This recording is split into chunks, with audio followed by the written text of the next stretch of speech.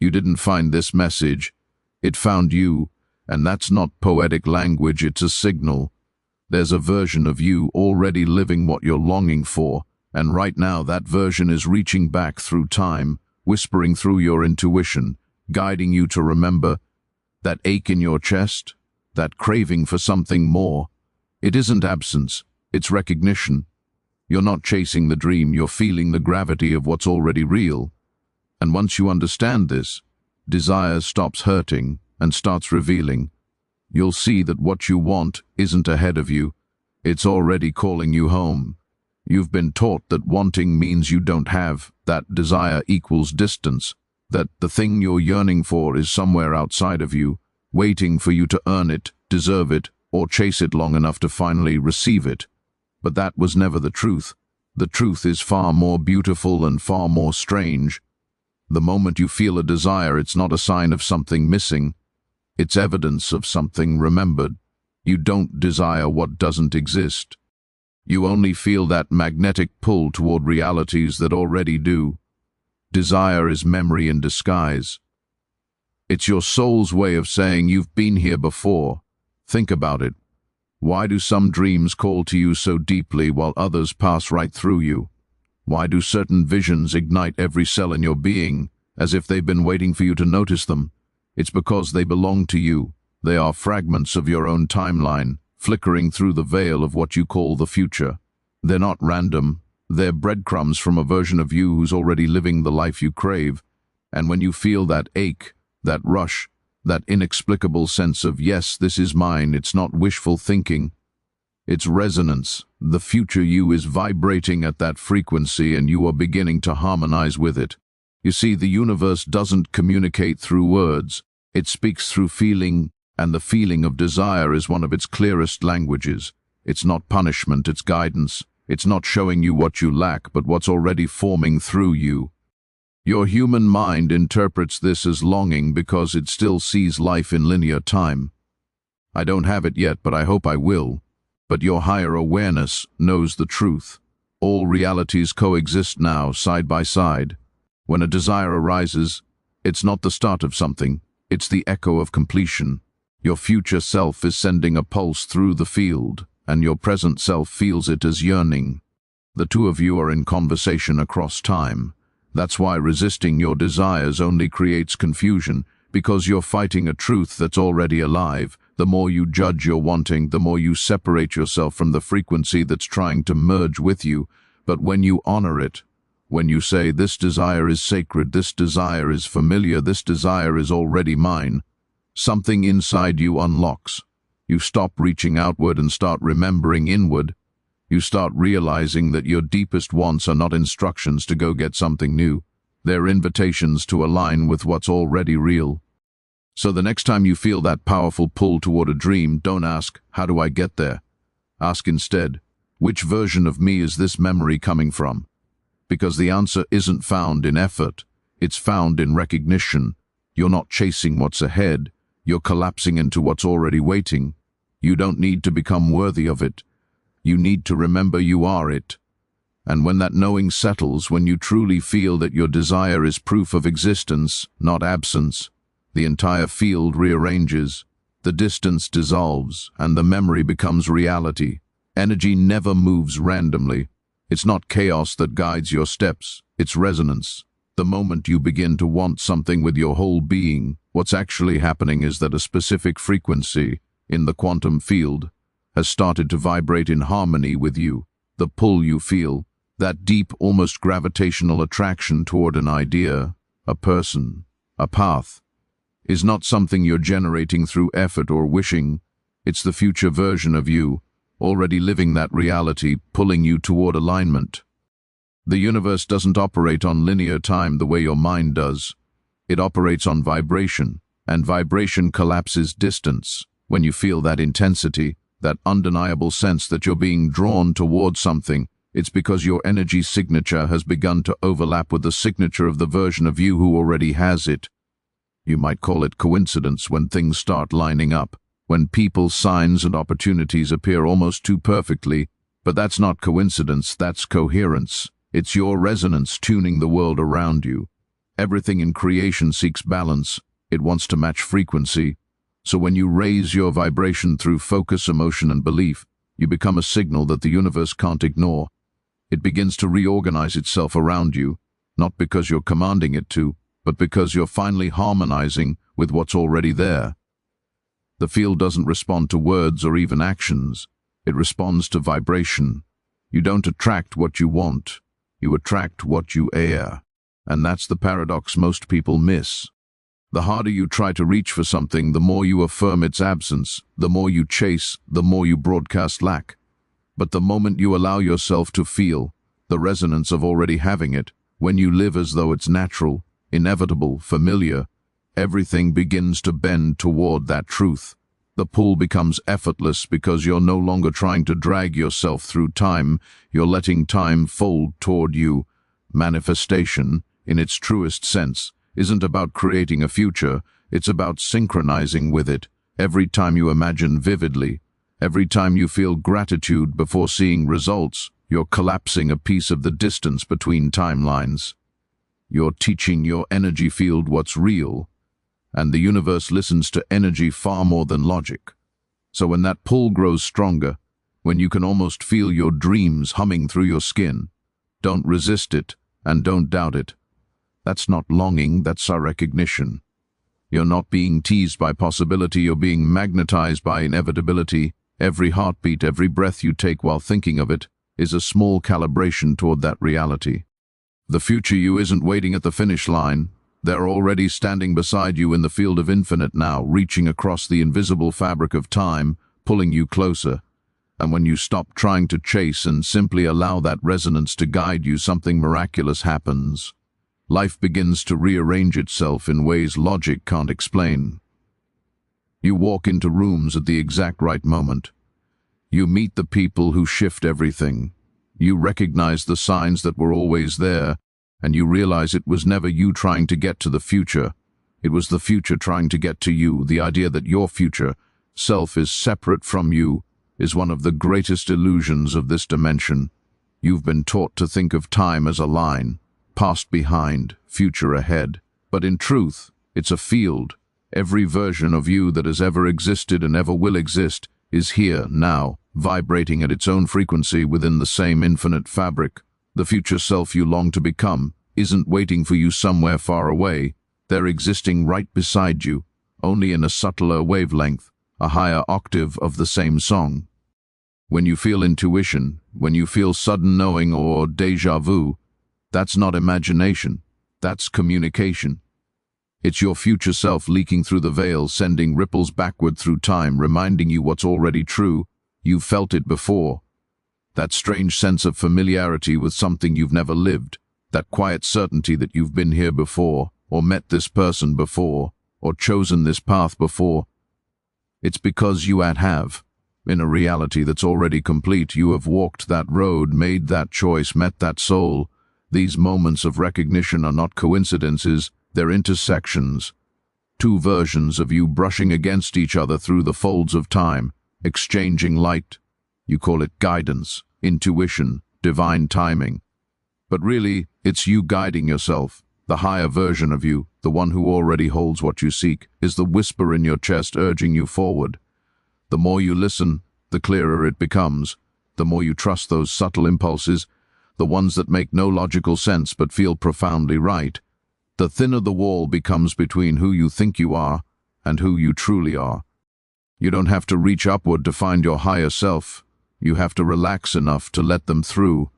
They've been speaking to you all along through your fascinations, your inspirations, even your heartbreaks. Every experience, even the painful ones, has been a doorway into deeper alignment, refining your frequency so that you can finally hold the vibration of the one who already knows. And here's the paradox. The more you chase that future version, the more you affirm that they are somewhere else. But when you begin to act, think, and feel as if you're already that being, calm, certain, complete, you begin to dissolve the separation. The timelines start to braid together. Suddenly you notice synchronicities multiplying, ideas flowing, doors opening without effort. You begin to realize that becoming was never the goal. It's remembering was.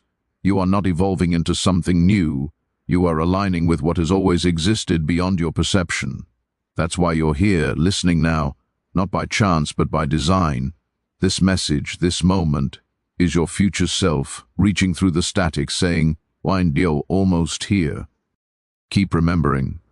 And as you breathe, as you allow that truth to settle, you might even feel it.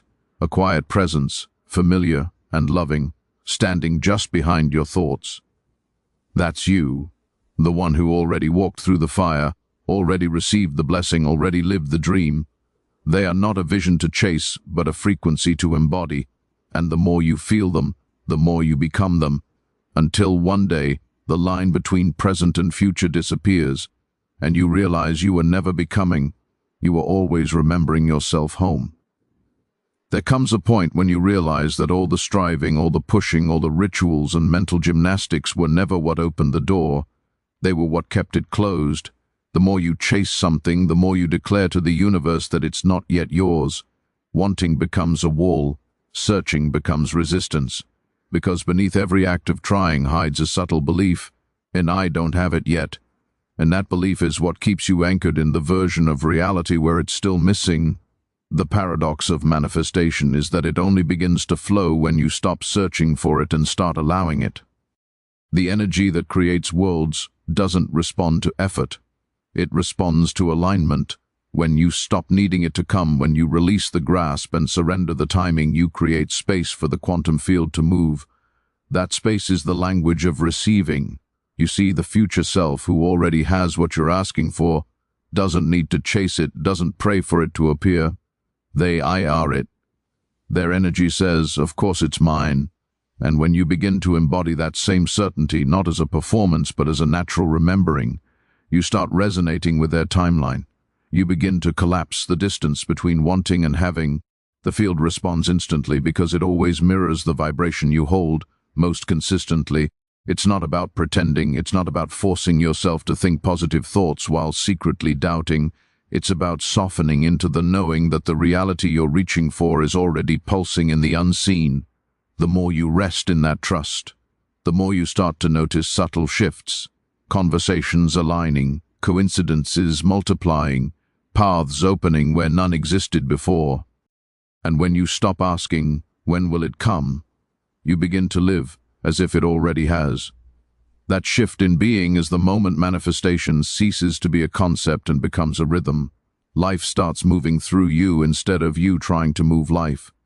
Most people think manifestation is about summoning something new into existence, but it's really about remembering what's already true in a higher layer of the field. The desire itself is proof of its reality. The only thing separating you from it is the frequency of searching. The moment you stop trying to find it, you start matching it. And when you match it, it must appear, not as magic but as physics. Everything that is meant for you is already orbiting your energy. It's simply waiting for you to stop pushing it away with your wanting. So let go. Not because you've given up, but because you've remembered. Let go because the search was never needed. Feel the relief of knowing it's already unfolding behind the scenes, and your only task is to hold the vibration of completion.